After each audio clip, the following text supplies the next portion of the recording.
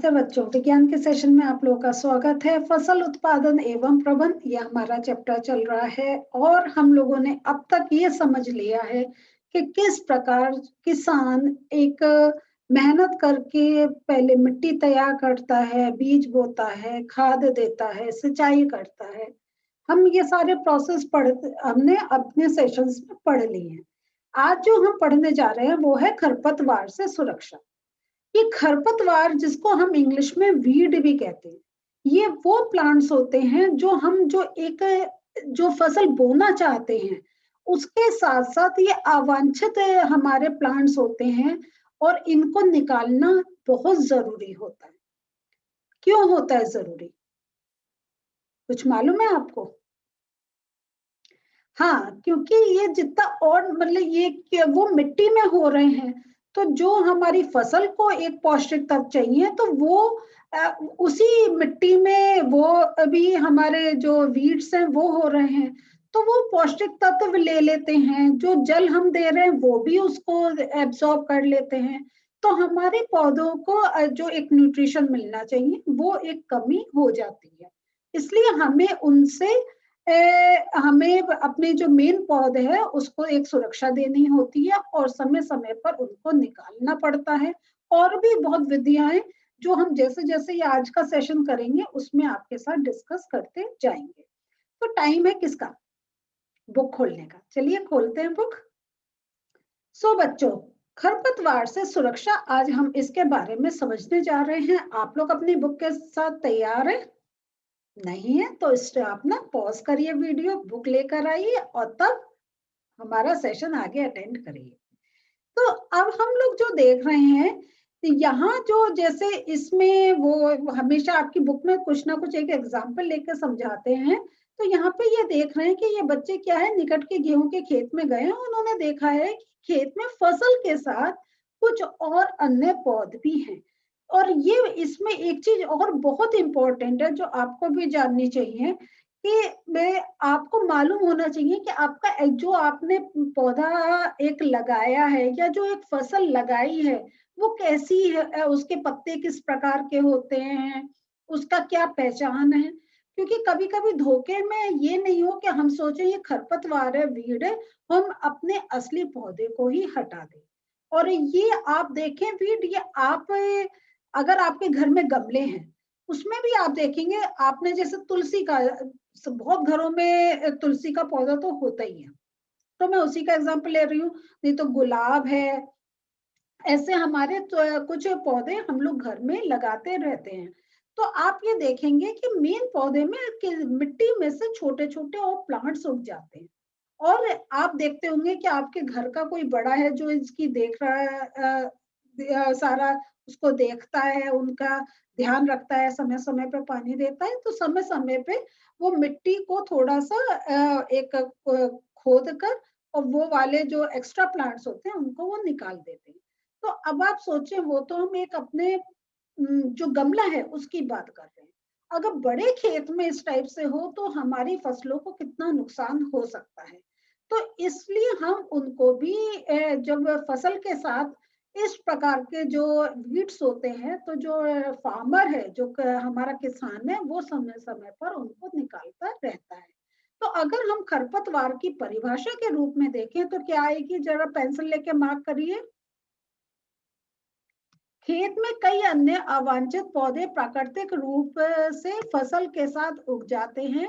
इन अवांछित पौधों को खरपतवार कहते हैं। मार्क कर लिया आपने? Very good.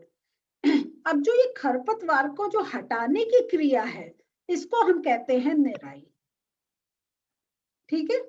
और ये जो अब निराई क्यों आवश्यक है, या अगर हम इसको कहें खरपतवार को एक निकालना क्यों आवश्यक है, उसका कारण ये फिर से मार्क करिए।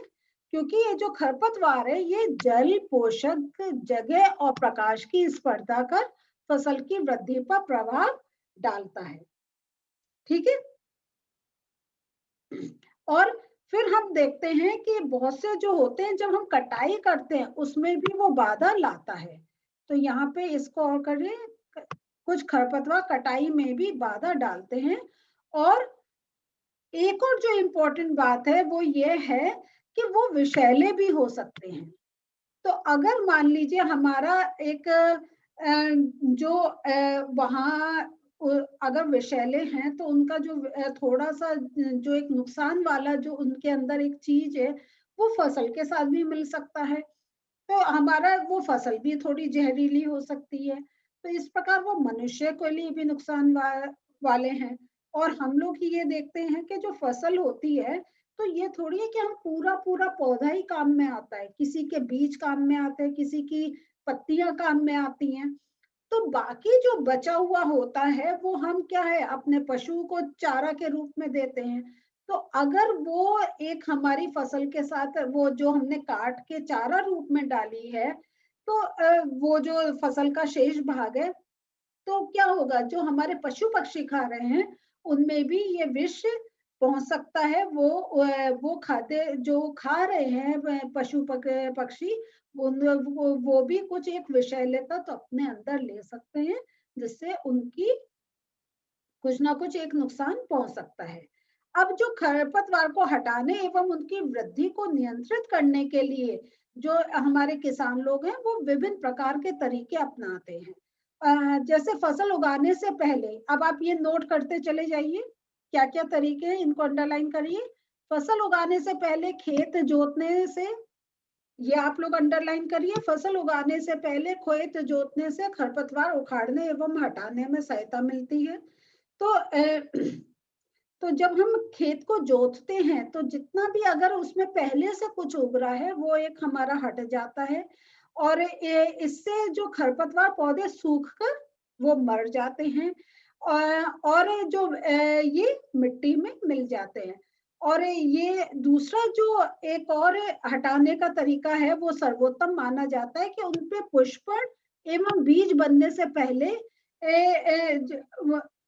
का होता है। और इस समय क्या होता है कि जब हम ये कह रहे हैं इनको जो हटाने का समय है वो उनका जब उन पर पुष्प आ रहे हैं, जो अगर उनमें बीज बन रहे हैं उससे पहले हटा दें, क्योंकि अगर उनमें पुष्प बन गए इसका मतलब है उनकी जो जड़ें हैं वो थोड़ी नीचे मजबूत हो गई।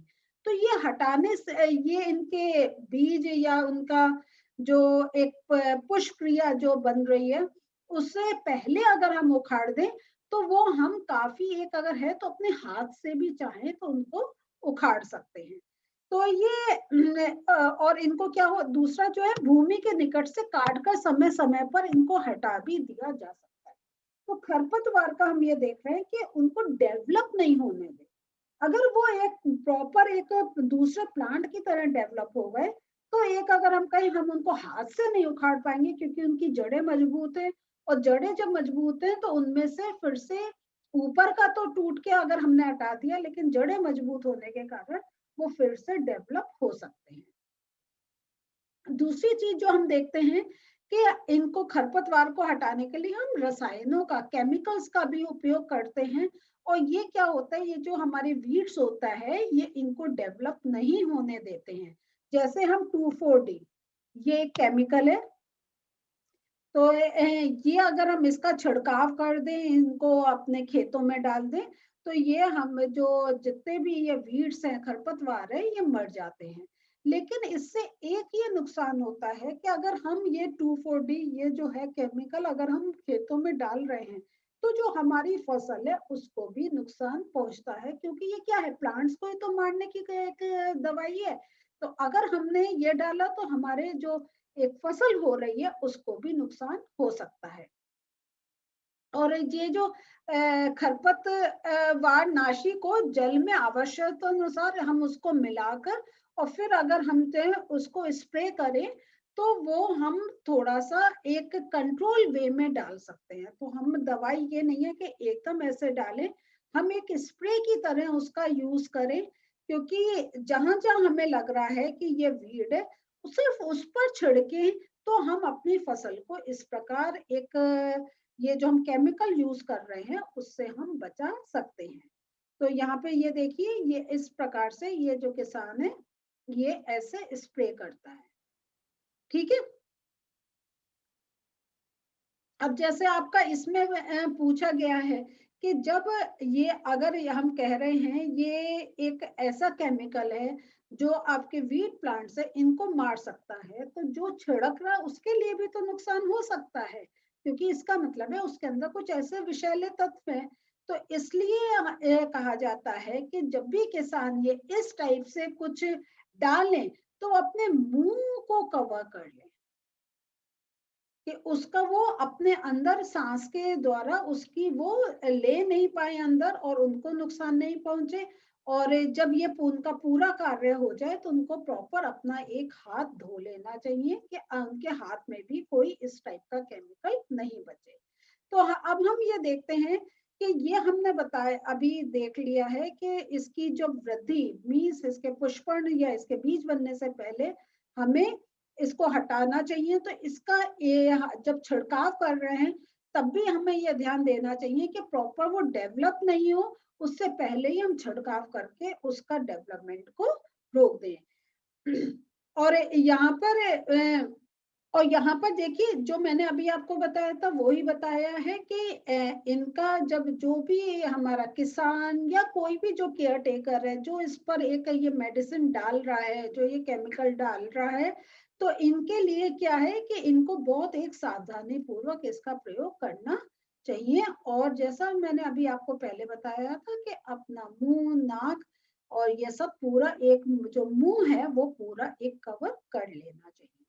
तो हमने जो अभी खरपतवार का देखा तो ये हमारा आज ये पूरा हो गया। नेक्स्ट सेशन में हम कटाई के बारे में बात करेंगे, लेकिन सेशन को एंड करने से पहले थोड़े से इसके नोट्स आपको दिखाते हैं। सो बच्चों, खरपतवार का अगर आपसे पूछा जाए परिभाषा तो फसल के साथ प्राकृतिक रूप से उगे अवांछित पौधों को खरपतवार कहते हैं। खरपतवार हटाने को निराई कहते हैं। तो ये दोनों परिभाषा मैंने आपको एक साथ दे दी है, आपने अपनी बुक में मार्क कर लिया, लेकिन आप चाहें तो यहाँ से भी इसको अपनी कॉपी में नोट कर सकते हैं। और इसको हटाने की आवश्यकता क्यों होती है? क्योंकि ये जल, पोषक, जगह और प्रकाश की स्पर्धा का फसल की वृद्धि पर प्रभाव डालते हैं। अ, कटाई में बाधा डालते हैं, मनुष्य तथा पशुओं के लिए विषैले होते हैं। तो ये मैं आपको इसलिए आपका देखें तो ये हमारा सेम चीज हमने बुक में पढ़ी है, लेकिन आपको ये मालूम होना चाहिए कि जब ऐसे हमसे कुछ अगर पॉइंट्स में हम जो हमने एक समझा है पैराग्राफ रूप में, उसको अगर हम इस टाइप से पॉइंट्स में नोट कर लें तो एक हमारा समझना इजी हो जाता है, उसके साथ हमारा याद करना इजी हो जाता है। और अगर आपसे प्रश्न रूप में पूछा जाए और आप ऐसे पॉइंट्स में लिखेंगे तो आपको एक और अच्छे नंबर मिलने के चांसेस है। पैराग्राफ में टीचर को क्या है, एक कभी पढ़ने में आपका कोई पॉइंट छूट सकता है, लेकिन जब आपने 3 पॉइंट ऐसे करके लिखेंगे तो एकदम टीचर को समझ में आ जाता है कि आपने जो पढ़ा है वो समझ में आ गया है और भाषा के रूप में आपने उसको ठीक रूप में लिख दिया है। और इसके हटाने के तरीके हम इस प्रकार से हटा सकते हैं, पुष्पण एवं बीज बनने से पहले, ठीक है। और फिर मैंने देखिए डॉट लगाया, ये आपके सिर्फ नोट्स हैं, तो आप इस टाइप से अपने देखिए एक ट्रिक बता रही हूँ कि आप ऐसे नोट्स अपने तैयार कर सकते हैं। वो क्या है कि अब हमें पूरा क्या है, अब हम सेंटेंस अपना आगे कंप्लीट कर सकते हैं। पुष्पण एवं बीज बनने से पहले हम खरपतवार को हटा सकते हैं। हाथ से जड़ सहित उखाड़कर अथवा खुरपी या हैरो की सहायता से भूमि के निकट से काटकर, या रसायनों जैसे 2,4-D के छिड़काव से। तो ये आप अगर ये के ये जो आपको ये पॉइंट्स दिए तो अब आप इसको अपना समझकर फिर आप अपने भाषा में लिख सकते हैं। तो बच्चों, आज हम लोगों ने देखा कि खरपतवार, ये हमने एक सावधानी देखी कैसे हम सावधानी पूर्वक इनको हटा सकते हैं, अपनी फसलों को सुरक्षित कर सकते हैं। और सुरक्षा कैसे कर सकते हैं, क्यों करनी चाहिए, वो सब हमने देखा। क्योंकि ये जितना हमारा एक चाहे जल हो, वायु हो, सनलाइट हो या न्यूट्रिएंट्स हो, वो सारा जो खरपतवार होते हैं वो मेन फसलों से उनका एक कंपटीशन चलता है और वो काफी कुछ अपने अंदर ग्रहण कर लेते हैं, जिससे हमारी फसल को एक, चाहे हमने मिट्टी में कितने उर्वरक डाले हैं लेकिन हमारी फसल को कुछ कम मिलेंगे। तो हमने आज ये सेशन देखा, अभी नेक्स्ट सेशन में इस चैप्टर के आगे के और पॉइंट्स देखेंगे। मिलते हैं फिर से, बाय।